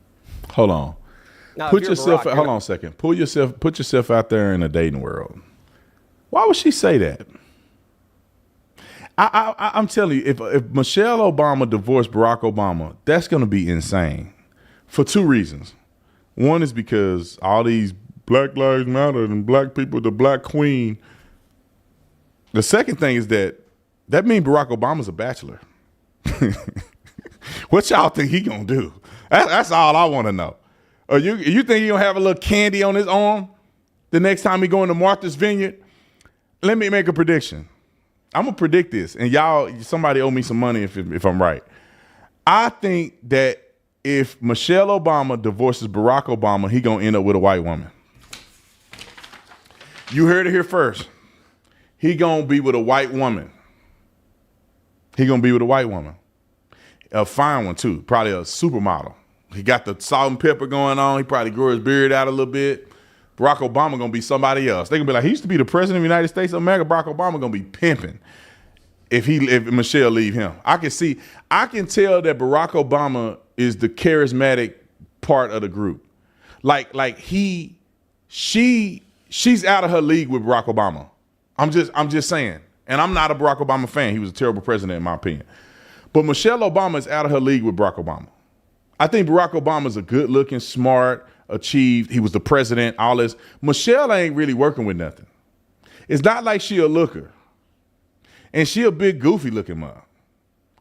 She ain't got no real charisma. Her teeth all messed up. It's like, Michelle, y'all worth hundreds of millions of dollars. You can't get no Invisalign in there? They can stack that up real good. It's modern technology. They can do that in probably 10 weeks. You can't get your teeth done? Barack Obama, I can't wait to see this happen. I ain't gonna lie. I don't want nobody to get divorced, but I do want to see how this turn out. This can be talk show worthy. All right, let's go to the other clip. Let's go to Scott Jennings. I think that's an interesting clip. Roll it. If you don't like the Obama bros, how about an actual Obama? Michelle, the former First Lady, and her brother Craig Robinson are launching their own pod where they promised to save nothing but to provide plenty of experts, special guests, and opinions. And the people want to know, Michelle Obama, what is her future? Because last we checked, Democrats are in the desert, they're in the wilderness, and Michelle Obama, she is at the top of the pile. Choice for president. There's really no one else who is more popular than her in this party. What's she going to do? I think she's living her best life. I think she's doing whatever the hell she wants, wearing whatever the hell she wants, putting her hair in whatever shape she wants it. Look, I think that I've always thought that the messages and the shape of a political party come from the people. And when you see those people that are doing impromptu protests, or those thousands and thousands of people that are showing up to see Bernie Sanders speak truth, people who are showing up to Republican town halls and holding those folks accountable. I think that that's where the future of the Democratic Party is going to come from. Folks who think that there's going to be some sort of magic bullet, some sort of magic cohesive message that drops like manna from heaven or from the mouth of Michelle Obama or Schumer or you name it, are wrong. It's going to be about the people. They're going to set it on. I don't think the Democratic Party has a problem with the messenger. I think they have a problem with the messaging. I think that people aren't buying what they're selling. People don't want open borders. People want law and order.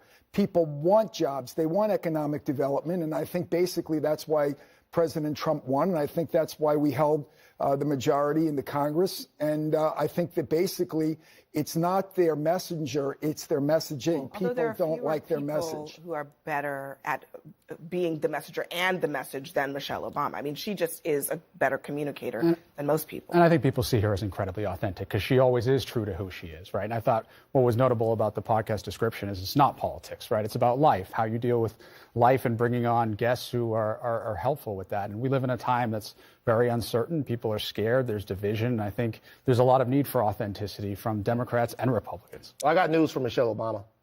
Nobody cares. We need Michelle Obama to say something that is going to make us feel okay with how things are going right now. If I give Donald Trump credit for one thing, he completely deprogrammed the right. He deprogrammed them. He reprogrammed them to speak to their constituency in a way that moves the people. There's got to be somebody that does that for the Democrats. Michelle Obama is the most trusted voice on the left by far. It's malpractice if the people that are wondering and uncertain about the trajectory of this country don't get something out of her podcast. She's got to do it. Another lifestyle podcast. She can't stay out of it. She can't just stay out of it. She's making money and having fun.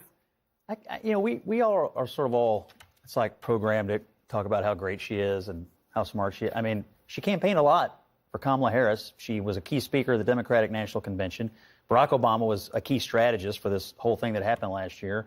And yet somehow Donald Trump still won. So I'm rethinking the premise of that she's the answer to the future, or that any politician is the answer to Democratic Party. I mean, She's not a politician. She's so really? good that Melania Trump stole her speech.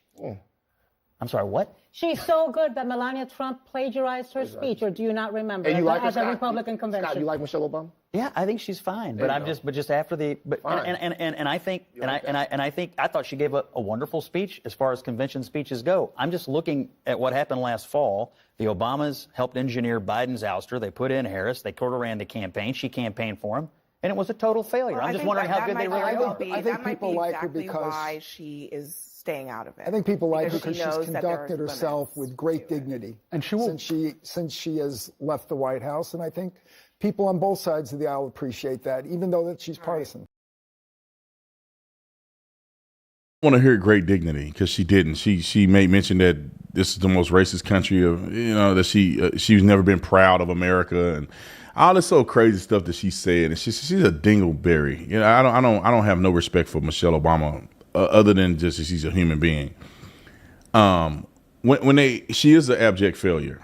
Like, they didn't win anything. She hasn't had an impact since Barack Obama was out of office. Donald Trump won after Barack Obama. So she didn't have an impact in stopping Trump from winning the first time, and she definitely didn't the second time because they cheated. And then the third time, Donald Trump won by a landslide. So she really haven't had any impact whatsoever. Nobody cares about what Michelle Obama has to say unless Barack Obama is associated with it. Michelle Obama is going to go off a cliff if she somehow divorced Barack Obama. Women, not all women, but women sometimes forget. They let the world pump them up and act like they stuff don't stink. But a lot of times women are admired or revered because of the man they married to. Michelle Obama in her own right, I don't think could do anything greater than what Barack Obama could do. I don't think she could. She would never be the president. I don't think she's a very clear communicator. I don't think like I said, she's not very good looking. So she don't have a lot going for her outside of the fact that she's the president's wife. And then that adds a little bit of value to it. She's not like Melania that speaks 7 languages. I mean, and she's incredibly beautiful. She's incredibly well dressed. I mean, she obviously has children and successful children. They've raised children. I mean, so Michelle Obama, in my opinion, is not even as, she probably have a little more weight than Melania, because Melania is still got that immigrant feel to her. She can't speak clear English. And let me just say this last thing and I'm going to be done.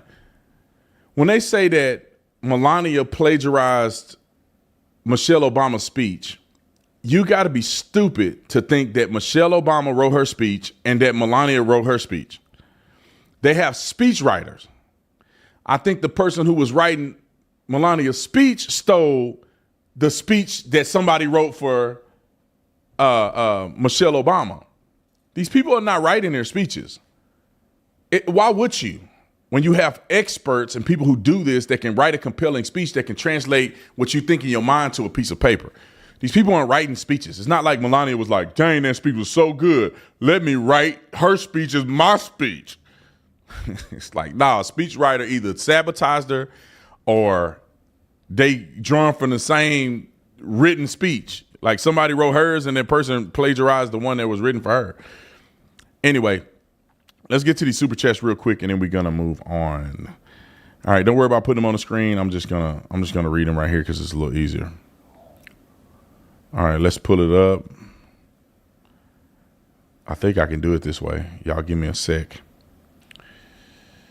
All right, let's go to the super chats. All right, let's see. I hope it's not a lot. Sometimes I hope it's a lot, but then I hope it's not a lot. Let's see.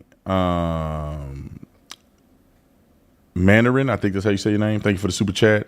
Stephanie, thank you for joining the Tatum squad. Katz, thank you for joining the Tatum squad. Mike Fighter, thank you for joining the Tatum squad. Let's see. Martin said, I'd love to hear your thoughts on Brian Kim's YouTube channel, Clear Value Tax, and his take. I got to look that up. I haven't looked it up yet. If WNBA players set out if WNBA players set out, it'll save the NBA $400 million. It would, right? I mean, they don't even make money. It's crazy to me. What brand is the T-shirt from your merch store? Somebody said what brand?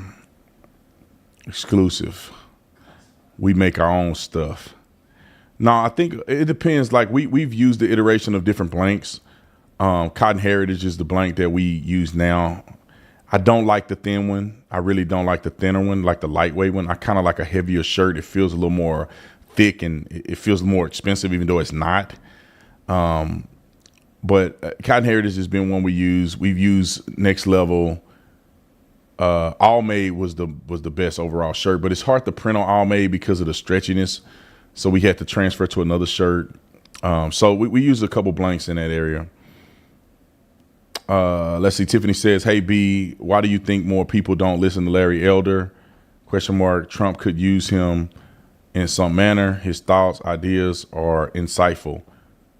What am I missing? I don't know, man. There's kind of gatekeeping going on. I don't think it's Trump, but I think people around Trump. You know, when you're in this game, man, you realize people are jockeying for a position. Not everybody, but there's some people that rather have Trump evade you so that they'll have an opportunity to get in somewhere versus having the best man be a spokesperson and help with this administration. There's gatekeeping that goes on. And this is in every organization that you can think of. There's gatekeeping.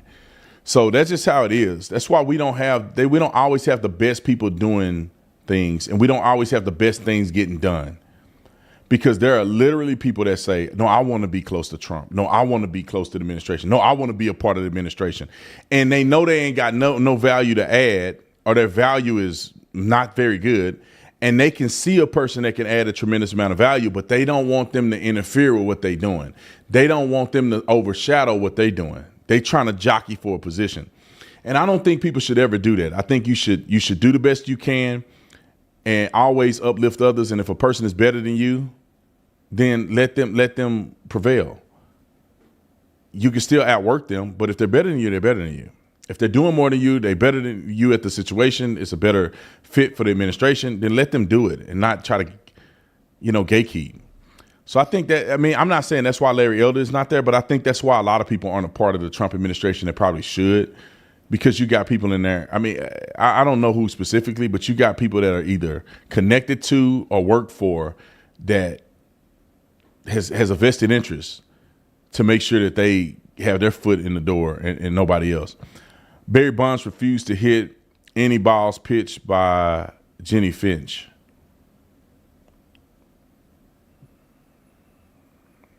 Is that a real thing?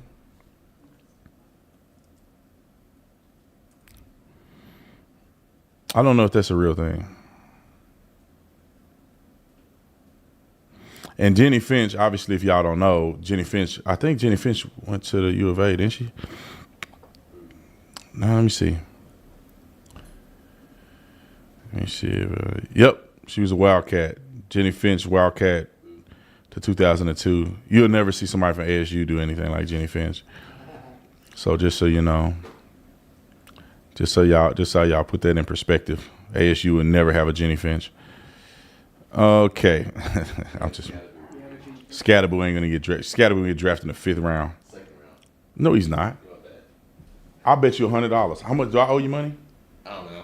I bet you $100 Scatterboo don't go on the first day. Well, no, I'm gonna say second round. He won't go second round. He'll go second round. What make you think Scatterboo would go to first round? Second round. Dude, he's a beast. What did he run in 40? 4.6. 40 inch vertical. That he ran a 4.6. He's going second round. No way. Yeah, we'll see. Who is he gonna play for? The Raiders. Oh, he can't run. He ain't got it. They got a bit. You'll see. Bro, the running back, both running backs from Ohio State, Ashton Genty. Overrated. The running back from I think it was Georgia Tech, no, it wasn't Georgia Tech. It was what's that? Virginia Tech. Yeah. He ran like a 4.2 or something. Blue from Texas ran a 4.2, or he ran a 4.30 or something. You got those like 5 running backs that are like, not only did they compete very well, they're super fast, versatile out of the backfield. And you think Scatterboo, who's probably was 5'9". Trust me, bro. How much? What's Scatterboo height and weight? I think he's like 5'10", 230 pounds. He ain't gonna make it. I seen them running backs right now that went to the 216. He ain't even big. Scatterboo ain't. Pause, bro. Scatterboo ain't even a big running back. 5'11", 216. Yeah. Dude, the safety from South Carolina is bigger than him, and ran a 4.3, and had a 43-inch vertically. Scatterboo's numbers are not impressive. Let's look it up real quick. What's the numbers of the running back from Ohio State? The bigger one with the dreads. Y'all, we finna get this. Henderson. No, not Henderson, the other one. Henderson is probably like 180, 200. Quinton Judkins? Yeah, Judkins. 4.48. 4.4. What? How big is he? Well, I'd say like 4.5 if you round, but. Nah, 4.5. You don't round it. 4.4. He ran a 4.4. How big is he? Let's see. There you go, with 218 pounds, 6 feet. He bigger than Scatterboo. Had a way more prolific career than Scatterboo, and he ran a 4.4. You want to go to another running back? Nah, what's the guy that went to Virginia Tech? I don't know that one. Look him up. Just say running back Virginia Tech. I think he came out of Virginia Tech. I think he ran like a 4.3 at 220 something. Bashaw Tutton? Yeah, Tutton. What was his stats? 4.3. He ran a 4.3. How big is he? Let's see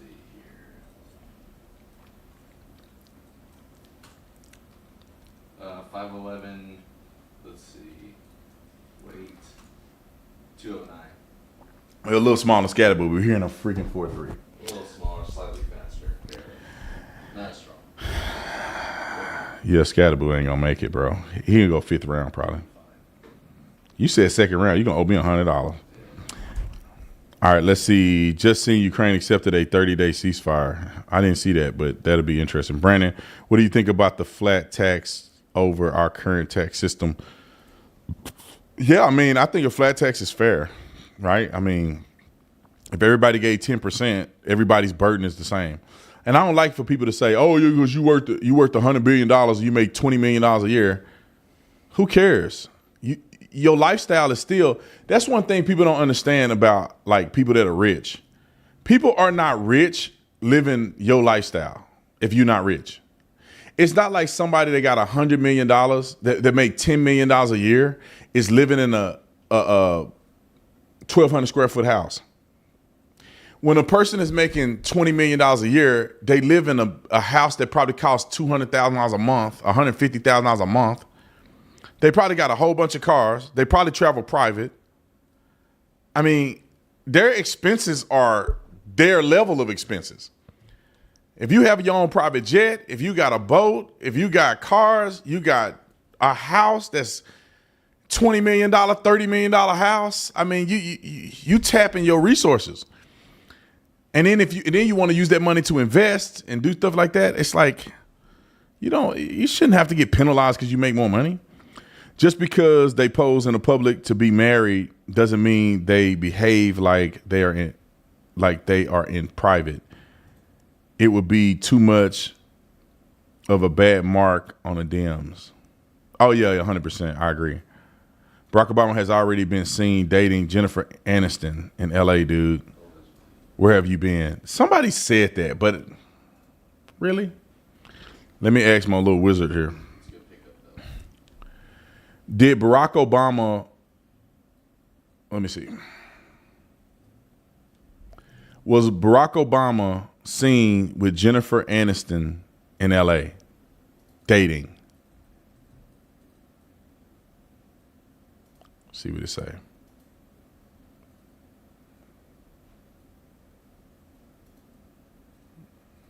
It's just all, it keeps saying it's all rumors.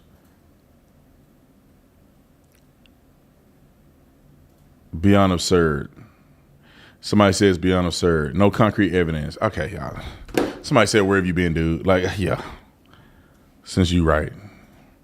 Let's see. Gals and Guns, thanks so much for joining the Tatum Squad.